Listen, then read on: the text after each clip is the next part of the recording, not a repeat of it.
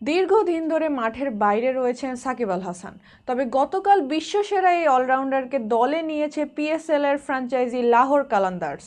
কিন্তু এই সুখবরের 24 ঘন্টা না পেরোতেই বড় দুঃসংবাদ পেয়েছেন তিনি। পুঁজিবাজারে তালিকাভুক্ত কোম্পানি সোনালী পেপারের শেয়ারের দাম কারসাজির দায়ে বাংলাদেশের জাতীয় ক্রিকেট দলের সাবেক অধিনায়ককে 2,26,00,000 টাকা জরিমানা করেছে বিএসইসি।